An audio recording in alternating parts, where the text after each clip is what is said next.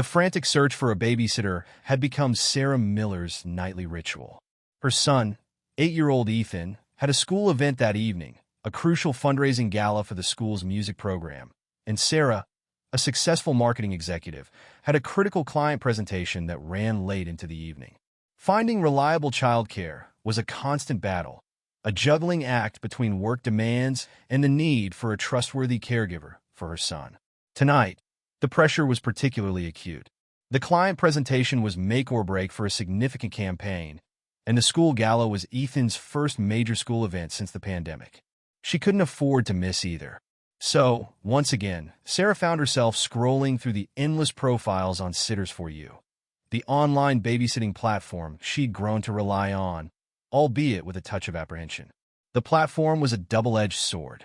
It offered a vast pool of potential sitters, each with detailed profiles, background checks, and glowing, or sometimes less than glowing, reviews. But the sheer volume of choices often felt overwhelming, and the process of vetting each candidate felt like a minefield of potential risks. Sarah had learned to be meticulous, scrutinizing every detail. She looked for verified profiles, extensive experience, glowing reviews, and a clear communication style. She checked references whenever possible and always had a backup sitter lined up just in case. Tonight, however, time was of the essence. The client presentation loomed, and Ethan's excitement about the gala was palpable. She needed someone quickly, someone reliable, someone who could handle Ethan's occasional high-energy bursts and his penchant for asking endless questions. She scanned the profiles, her fingers flying across the screen. A sitter named Anya Johnson caught her eye. Anya had a 5-star rating, numerous positive reviews praising her patience, experience with children of all ages, and engaging personality. Her profile picture showed a smiling woman with warm eyes and a kind expression. Her background check was verified, and her references were readily available. Anya's profile highlighted her experience working with children with special needs, something Sarah found particularly reassuring, as Ethan sometimes needed extra patience and understanding. Sarah read through the reviews meticulously. One parent raved about Anya's ability to keep their children engaged with creative activities. Another praised her calm demeanor during a minor emergency. A third described Anya as a lifesaver, highlighting her flexibility and willingness to go the extra mile. The consistent praise for Anya's professionalism, reliability, and engaging personality solidified Sarah's impression. She felt a sense of relief wash over her. Finally, a perfect match. Anya's profile also mentioned her experience working with children from diverse backgrounds, a detail Sarah noted but didn't give much thought to at the time. Her focus was on finding a competent and reliable sitter, someone who could handle Ethan's needs and keep him entertained during the evening. The fact that Anya's profile didn't explicitly state her race didn't register as significant. Sarah had never considered race a factor in her babysitter selection before. She'd always prioritized experience, qualifications, and positive reviews above all else. With a sigh of relief, Sarah sent Anya a booking request outlining the details of the evening: the time, the location, Ethan's needs, and the compensation. She felt a wave of calm wash over her. The babysitting crisis was averted. She could now focus on her presentation, knowing Ethan was in capable hands. For the moment, at least, everything felt perfectly in order. The sense of relief was intense, a welcome respite from the mounting pressure of the day. She looked forward to a successful presentation and a happy Ethan, ready for bed after a fun evening at a school gala. Little did she know that this seemingly simple booking would soon unravel a complex web of unconscious biases and unexpected consequences. The client presentation had gone flawlessly. Sarah felt a surge of exhilaration as she stepped out of the building, the weight of the day finally lifting. She checked her phone. It was 6:45 p.m., 15 minutes earlier than she'd expected. She felt a rush of guilt. She'd promised Ethan she'd be there by 7 p.m. to see him perform in the school gala. She sped towards the school, her mind already picturing Ethan's proud smile as he took the stage. As she pulled up to the school, she saw a woman standing near the entrance, holding a small, brightly colored bag. The woman was tall and slender, with neatly braided hair. She wore a simple but elegant dress, and carried herself with an air of quiet confidence. Sarah immediately recognized her as Anya Johnson, the babysitter she had booked earlier that day. A wave of unease washed over Sarah. It wasn't anything she could articulate, not a specific detail or a conscious thought. It was more of a feeling, a gut reaction, a sense of unease that she couldn't quite explain. She'd never felt this way before about a babysitter. She'd always felt confident in her ability to assess a sitter's suitability based on their qualifications and reviews. But now, seeing Anya in person, a sense of doubt crept into her mind. The feeling intensified as Anya approached her car. Sarah instinctively hesitated, her hand hovering over the car door. She found herself scrutinizing Anya's appearance, her demeanor, her every move. It was irrational, she knew, but she couldn't shake the feeling of unease. It was a vague, undefined apprehension, a feeling of discomfort that defied logic and reason. Anya smiled warmly, extending her hand. "Ms. Miller? I'm Anya Johnson. I'm so glad to meet you." Sarah managed a weak smile in return, her hand remaining firmly on the steering wheel. She felt a strange disconnect between the positive reviews she'd read and the feeling of unease that now consumed her. The discrepancy was jarring, unsettling. "Hi, Anya," Sarah stammered, her voice barely a whisper. "Listen, there's been a change of plans. I can't do this tonight." Anya's smile faltered. "I'm sorry to hear that, Ms. Miller. Is everything all right?" Sarah struggled to find the words. She couldn't explain her sudden change of heart, not even to herself. She couldn't admit that her discomfort stemmed from Anya's race, a fact that shamed her even as the thought occurred. It's nothing personal," Sarah mumbled, avoiding eye contact. I don't feel comfortable. I'm sorry for the last-minute cancellation. I'll make sure to reimburse you fully." Anya's expression shifted, a flicker of hurt and confusion crossing her face. She opened her mouth to speak, but Sarah cut her off. "Please, just go," Sarah pleaded, her voice laced with a mixture of guilt and desperation.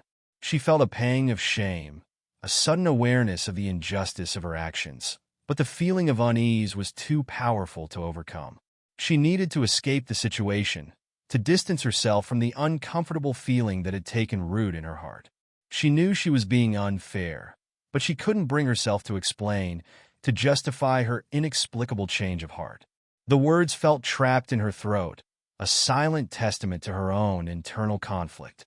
She watched as Anya, clearly hurt and confused, turned and walked away, leaving Sarah with a heavy weight of guilt and a nagging sense of unease. The gala was a blur. Ethan's performance was wonderful, but Sarah couldn't fully enjoy it. The weight of her actions hung heavy on her, a persistent, uncomfortable presence that overshadowed the evening's festivities. She'd managed a strained smile and a few perfunctory words of praise for Ethan, but her mind raced, replaying her encounter with Anya, dissecting her own inexplicable behavior. The drive home was silent, the usual cheerful banter between mother and son replaced by an uncomfortable quiet. Ethan, oblivious to his mother's internal turmoil, chattered excitedly about his performance and the other children in his class. Sarah listened, offering the occasional murmur of agreement, but her thoughts were miles away, trapped in a cycle of self-justification and mounting guilt. Once home, she found herself avoiding Ethan's gaze, her usual warmth replaced by a detached coolness. She felt the need to explain her actions, to justify her abrupt cancellation, but the words wouldn't come. How could she admit to her husband, to herself, that she'd canceled the babysitting appointment because of Anya's race? The thought was abhorrent, a shameful secret she couldn't bear to acknowledge. Later that evening, as she and her husband, Mark, settled on the couch, the silence became unbearable. Mark, sensing her unease, gently asked, "What's wrong, Sarah? You seem off."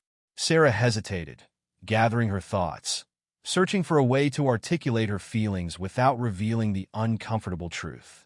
She needed a plausible excuse, a justification that would shield her from the harsh reality of her own prejudice. "It was just a feeling," she began, her voice hesitant. "I don't know how to explain it. I just didn't feel comfortable with the babysitter. She seemed off." Mark raised an eyebrow. "Off? How so?"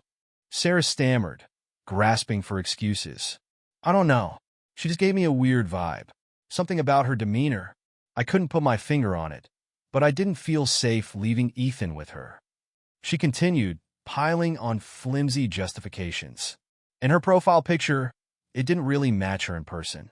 It looked edited somehow. Maybe it was an old picture, and she didn't seem as enthusiastic as her reviews suggested. She seemed a little too quiet, a little too reserved. Mark listened patiently, his expression a mixture of concern and skepticism.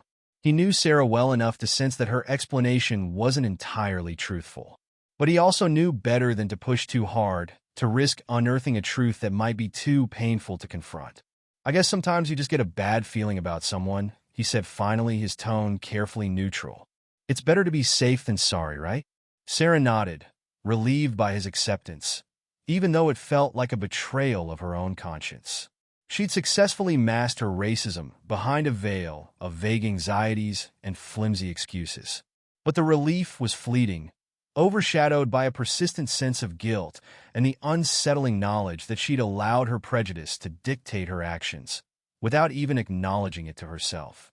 The lie felt heavy, a burden she would carry until she found the courage to confront the truth. The comfortable silence that followed was a fragile truce, a temporary reprieve before the inevitable reckoning that awaited her. The following week, Ethan's class put on a school play. Sarah, still grappling with the guilt over her treatment of Anya, felt a knot of anxiety in her stomach as she entered the school auditorium. The play was a simple production, a charming rendition of a classic fairy tale. But Sarah found herself distracted, her mind wandering back to her encounter with Anya. The guilt gnawed at her, a persistent reminder of her prejudiced actions. As she settled into her seat, she noticed Anya standing near the stage, assisting with the children. She was interacting with the students, helping them with their costumes, and offering words of encouragement. Her demeanor was warm and patient, her smile genuine and reassuring. She was clearly beloved by the children, who flocked around her, their faces lit up with smiles and excitement. Sarah watched Anya interact with the children, her initial unease slowly giving way to a growing sense of discomfort. The contrast between her perception of Anya and the reality of her interactions with the children was stark and unsettling. Anya was everything she wasn't: patient, kind, engaging, and clearly dedicated to the well-being of the children in her care. Sarah observed Anya helping a shy little girl adjust her costume, patiently reassuring her with gentle words and a warm smile. She saw her interact with a boisterous boy, redirecting his energy with playful humor and positive reinforcement. She watched her engage with a child with special needs, providing extra support and encouragement with remarkable sensitivity and understanding. The children responded to Anya with an affection and trust that was palpable. They sought her out, clinging to her side, their faces radiating happiness and security. Sarah saw a level of connection and rapport that she rarely witnessed between teachers and students. Anya's presence was a calming influence, a source of comfort and support for the children in her care. Sarah found herself captivated by Anya's interactions with the children. She watched, mesmerized, as Anya effortlessly navigated the chaotic energy of the backstage area, maintaining a calm demeanor and a positive attitude. Her ability to connect with each child on an individual level was remarkable, her patience and understanding evident in every gesture and every word.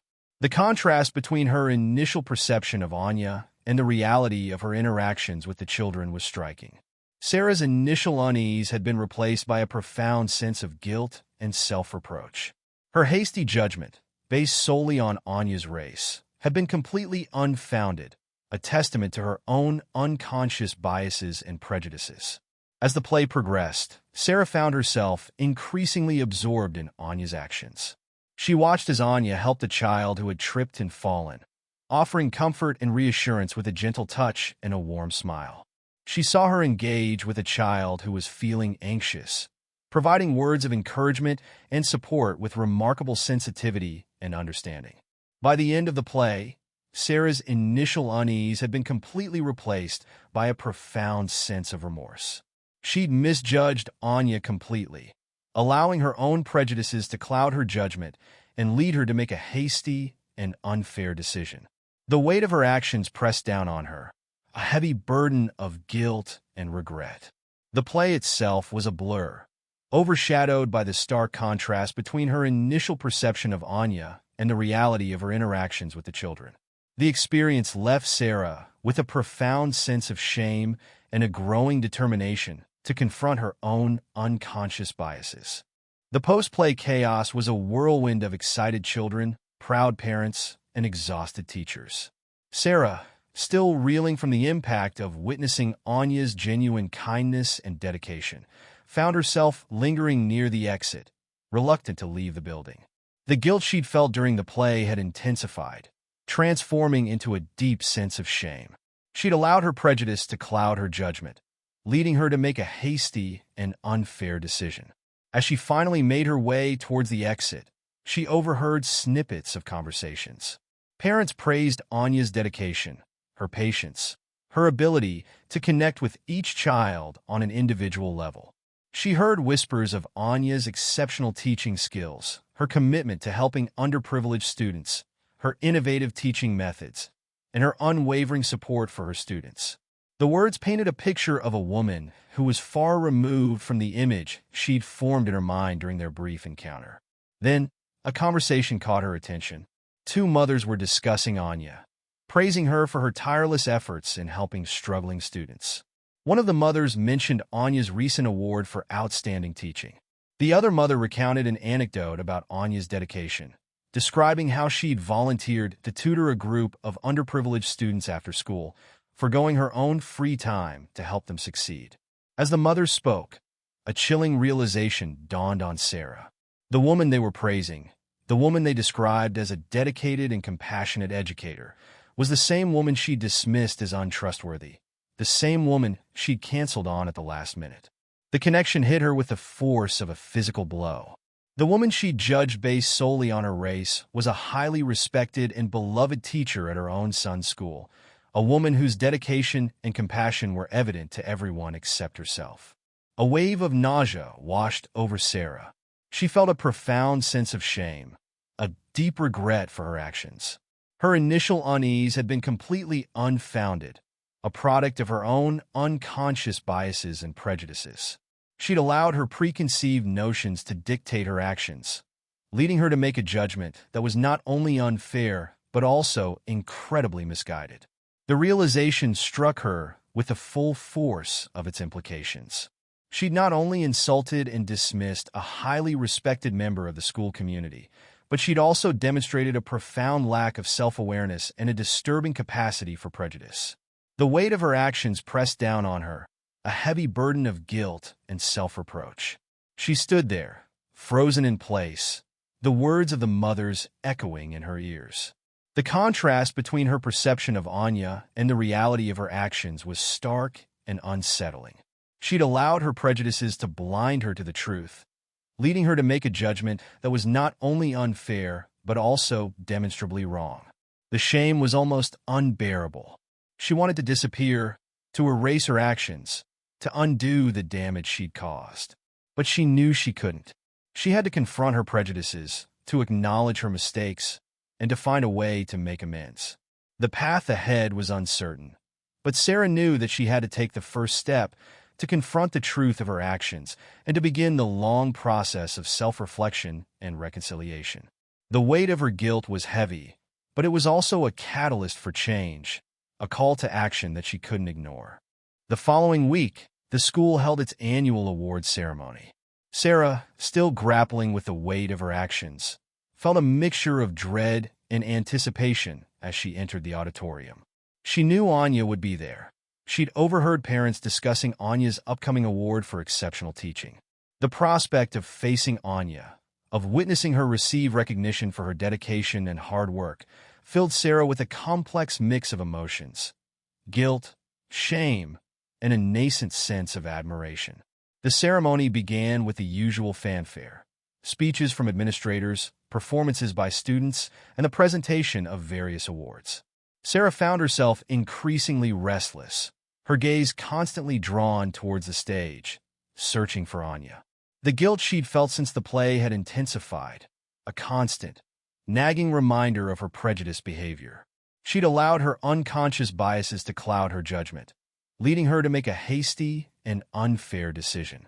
The thought of facing Anya, of witnessing her receive recognition for her dedication and hard work, filled her with a sense of dread. As the ceremony progressed, the anticipation grew. Finally, the moment arrived. The principal announced the award for exceptional contribution to education, and Anya's name was called. A hush fell over the audience as Anya walked to the stage, her face radiating a quiet dignity. She accepted the award with grace and humility, her acceptance speech a heartfelt testament to her dedication to her students and her belief in the transformative power of education. Sarah listened intently, captivated by Anya's words. Anya spoke of her passion for teaching, her commitment to helping underprivileged students, and her unwavering belief in the potential of every child. She spoke of the challenges she'd faced, the obstacles she'd overcome, and the rewards she'd experienced. Her words were simple, yet powerful, resonating deeply with Sarah. Anya's speech was not just a celebration of her own achievements.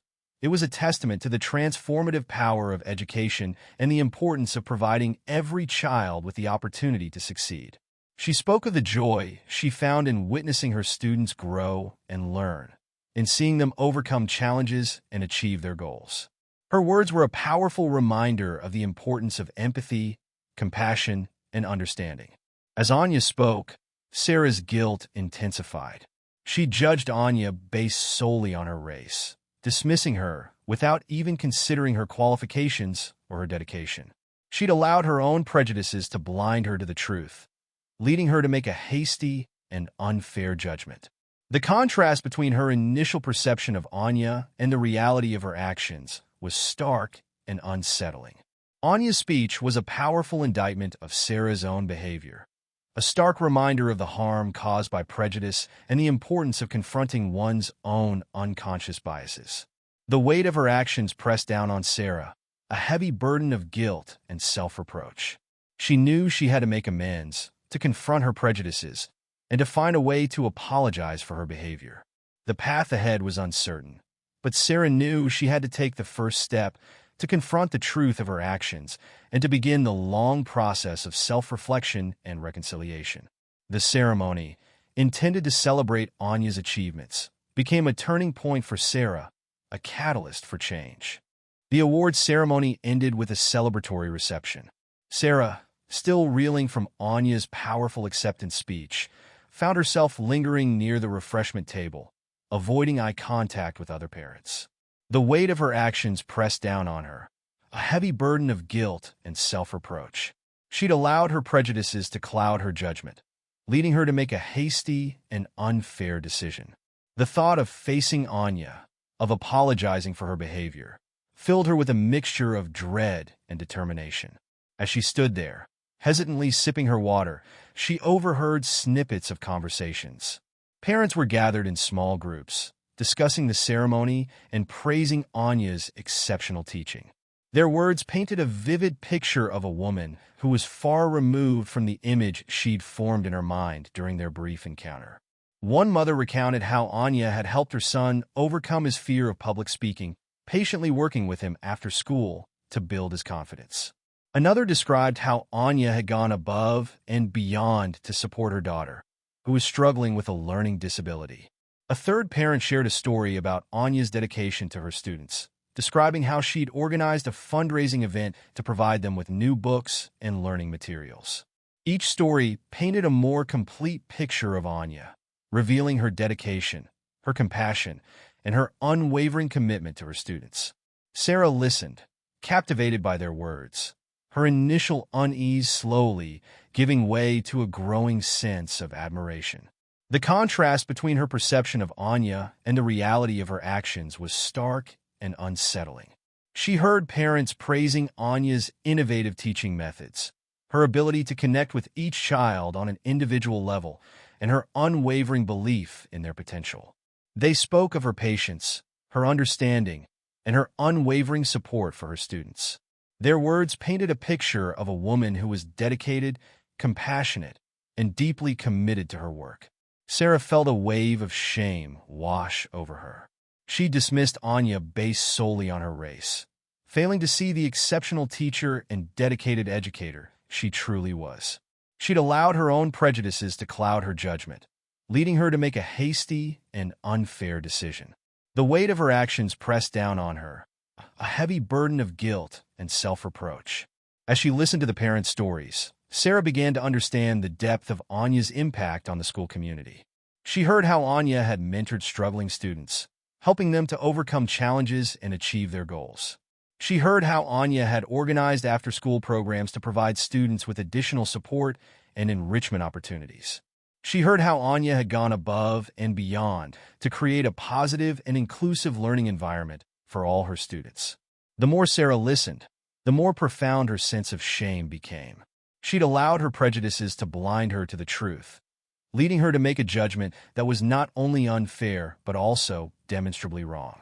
She dismissed a highly respected and beloved member of the school community, a woman whose dedication and compassion were evident to everyone except herself.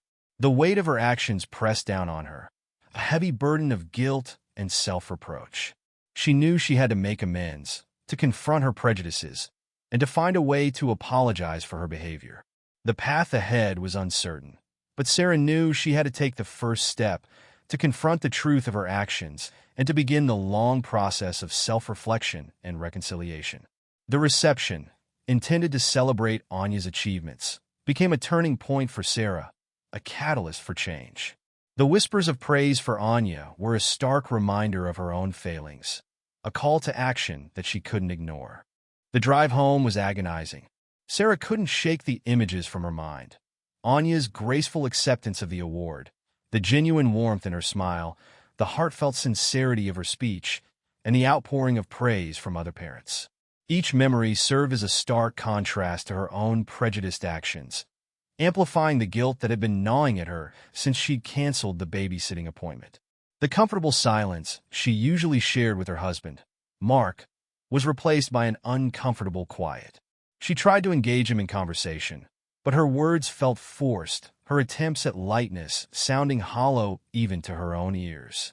Mark, sensing her unease, tried to gently coax her into sharing what was troubling her, but Sarah remained withdrawn, her thoughts consumed by the weight of her actions. As she lay in bed that night, sleep eluded her. Her mind raced, replaying the events of the awards ceremony, dissecting her own behavior, and searching for a way to make amends. The guilt was overwhelming, a heavy burden that she couldn't escape. She'd allowed her unconscious biases to cloud her judgment, leading her to make a hasty and unfair decision. The thought of Anya, a woman who dedicated her life to helping children, being dismissed so casually because of her race, filled Sarah with a profound sense of shame. The realization that her actions had been rooted in prejudice was particularly jarring. She'd always considered herself a fair-minded person, someone who valued diversity and inclusion. Yet, her behavior towards Anya had revealed a hidden prejudice, a deep-seated bias that she hadn't even been aware of until now. The discovery was unsettling, forcing her to confront a side of herself that she hadn't wanted to acknowledge. The guilt was compounded by the knowledge that she'd not only wronged Anya, but also set a bad example for her son, Ethan. She taught him to value kindness, empathy, and respect for others. Yet, her own actions had directly contradicted those values, demonstrating a hypocrisy that filled her with shame. She knew she had to make amends, not only to Anya, but also to herself and her son. The weight of her actions was more than just a feeling of guilt. It was a profound sense of self-reproach. She'd allowed her prejudices to dictate her actions, leading her to make a judgment that was not only unfair, but also demonstrably wrong. She dismissed a highly respected and beloved member of the school community, a woman whose dedication and compassion were evident to everyone except herself. The shame was almost unbearable. She wanted to disappear, to erase her actions, to undo the damage she'd caused. But she knew she couldn't. She had to confront her prejudices, to acknowledge her mistakes, and to find a way to make amends. The path ahead was uncertain, but Sarah knew that she had to take the first step to confront the truth of her actions and to begin the long process of self-reflection and reconciliation. The guilt was a catalyst for change, a call to action that she couldn't ignore. The weight of her actions was a heavy burden, but it was also a catalyst for growth, a chance for her to learn from her mistakes and become a better person. The following days were a blur of self-reflection. Sarah found herself constantly replaying the events of the past weeks, dissecting her actions and searching for answers. The guilt she'd felt had intensified, transforming into a profound sense of shame. She'd allowed her unconscious biases to cloud her judgment, leading her to make a hasty and unfair decision. The realization that her actions had been rooted in prejudice was particularly jarring. She'd always considered herself a fair-minded person, someone who valued diversity and inclusion. Yet, her behavior towards Anya had revealed a hidden prejudice, a deep-seated bias that she hadn't even been aware of until now. The discovery was unsettling, forcing her to confront a side of herself that she hadn't wanted to acknowledge. Sarah began to research unconscious bias, reading articles and books on the subject. She learned about the ways in which prejudice can manifest itself, often subtly and unconsciously, shaping our perceptions and influencing our decisions. She learned about the impact of stereotypes, the power of implicit biases, and the importance of self-awareness in combating prejudice. The more she learned, the more she realized the depth of her own unconscious bias.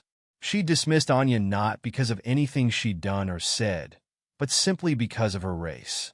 She'd allowed her preconceived notions to cloud her judgment, leading her to make a hasty and unfair decision.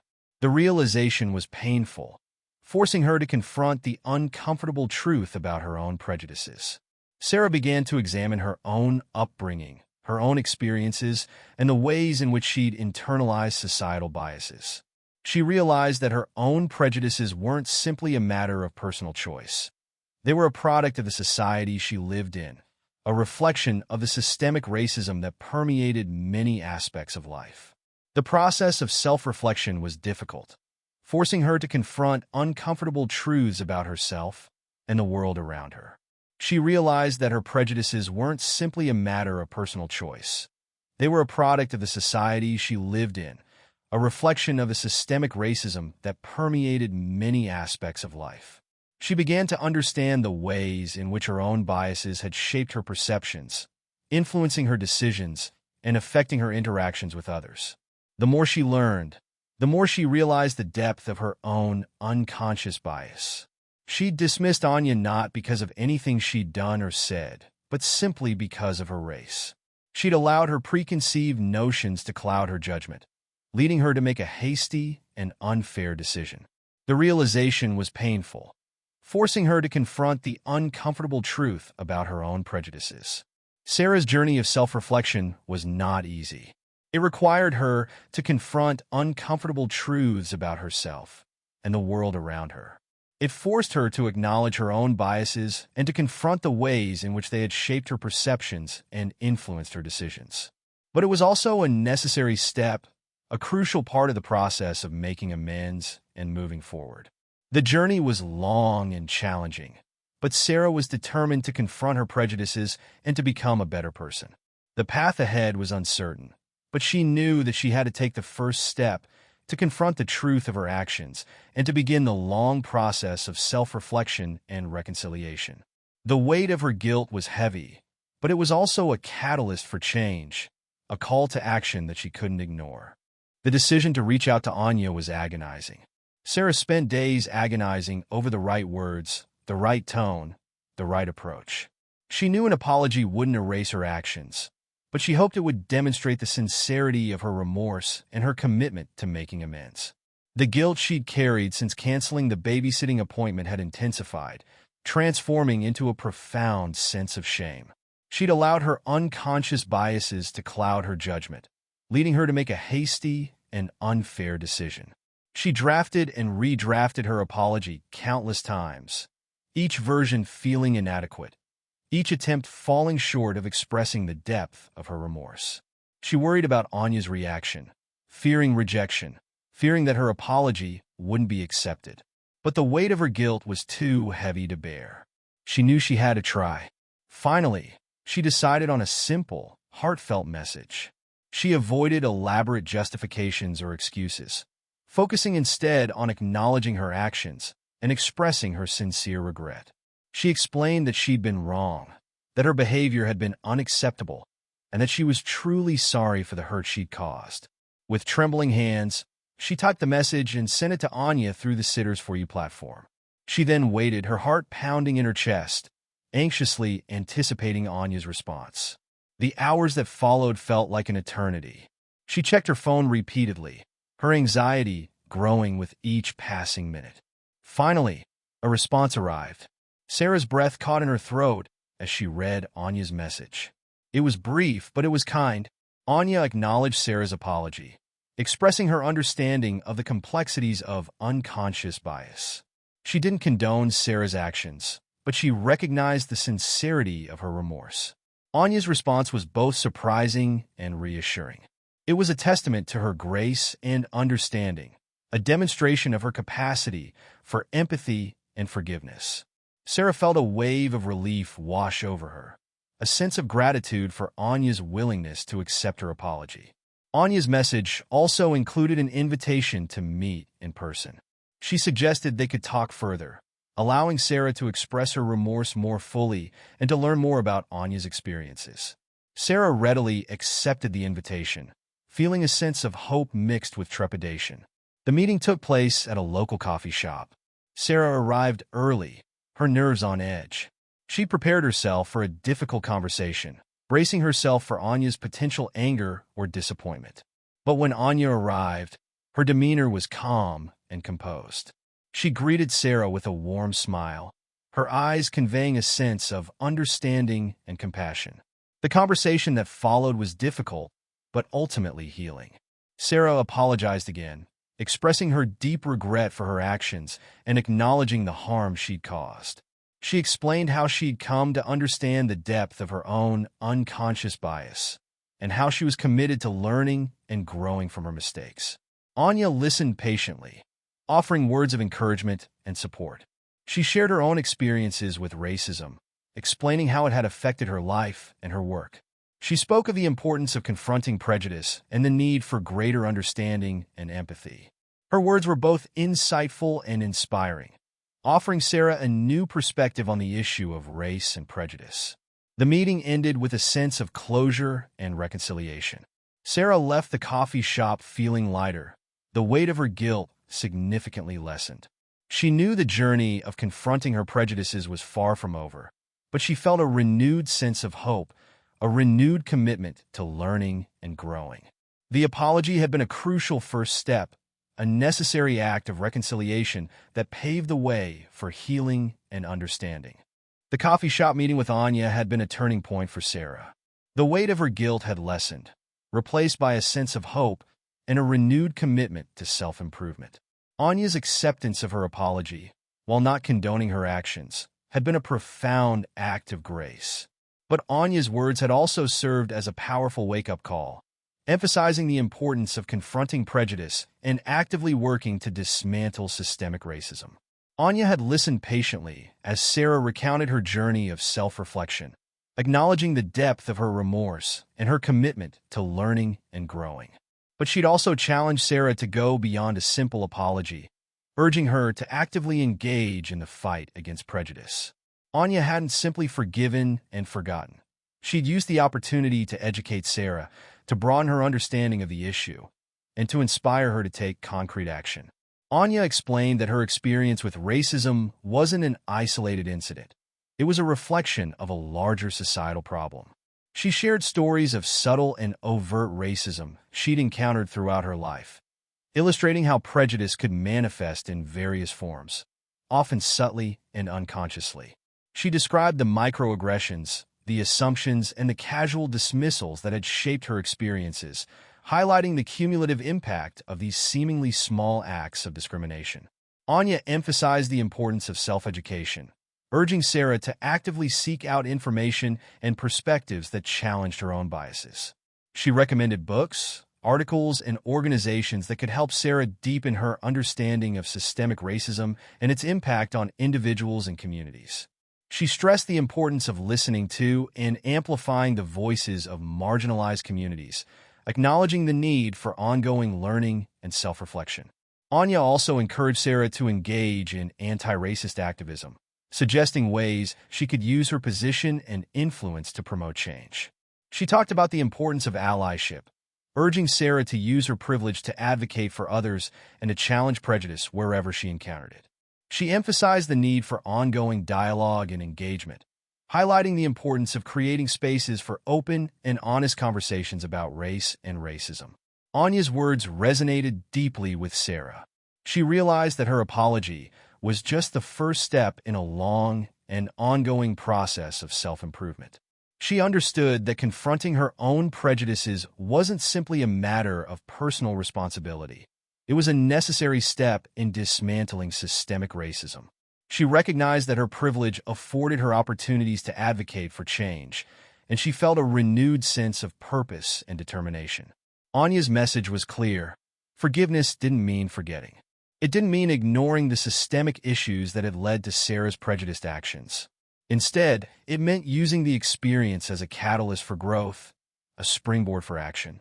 It meant actively working to dismantle the systems of oppression that perpetuate racism and inequality. It meant becoming an ally, an advocate, and a champion for justice.